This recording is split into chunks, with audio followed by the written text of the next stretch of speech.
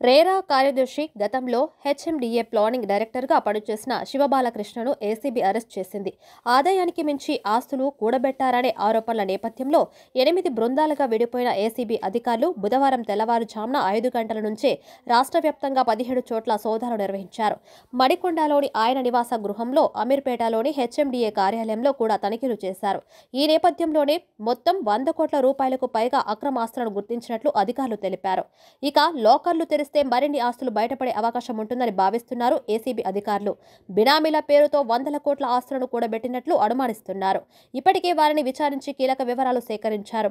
ఆయనపై బినామీ చట్టం ప్రయోగించే యోచనలో ఉన్నట్లు సమాచారం.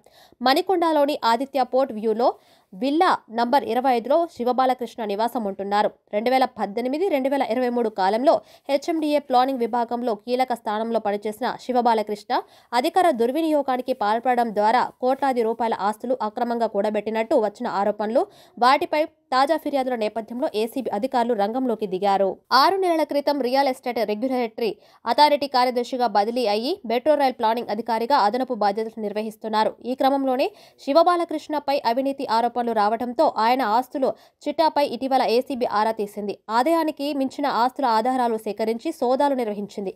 ఇందులో 20 కోట్ల రూపాయల నగదు, ఖరీదైన సెల్ ఫోన్లు, ల్యాప్టాప్లు, వాచ్లు, కిలోల కొద్ది బంగారం, వెండి ఆభరణాలు, విలువైన బహుమతులు, వందల సంఖ్యలో డాక్యుమెంట్లను గుర్తించినట్టు తెలిపారు. అంతేకాకుండా తనిఖీలో భారీ నగదు, 5 కిలోల బంగారం, 70 ఎకరాల పత్రాలను అధికారులు స్వాధీనం చేసుకున్నట్లు అధికారులు తెలిపారు. నిందితుడిని నేడు కోర్టులో హాజరుపరిచే అవకాశం ఉన్నట్లు సమాచారం. అయితే హెచ్ఎండిఏ మాజీ డైరెక్టర్ శివబాలకృష్ణ అరెస్టు, విచారణ పలువురు అధికారులను ఉలిక్కిపడేలా చేసింది. ఆయన అరెస్టుతో జీహెచ్ఎంసీ, టౌన్ ప్లానింగ్, సీడీఎంఏ అధికారుల్లో టెన్షన్ మొదలైనట్లు తెలుస్తుంది. బాలకృష్ణ ప్రలోభాలకు గురైన అధికారుల్లో గుబులు మొదలైనట్లు సమాచారం. హెచ్ఎండిఏ పరిధిలోని బాలకృష్ణ అనుమతి ఇచ్చిన ప్రాజెక్టులకు క్లియర్ చేసిన ఏఎంయూడీ అధికారుల భయపడిపోతున్నారు. కాగా మార్చి నెలాఖరులో 2 అధికారులు రిటైర్మెంట్కు దగ్గరలో ఉన్నట్లు సమాచారం. ఫిబ్రవరి నుంచి సెలవులపై విదేశాలకు వెళ్లేందుకు ఆ 2 అధికారులు ప్లాన్ చేసుకున్నట్లు తెలుస్తుంది.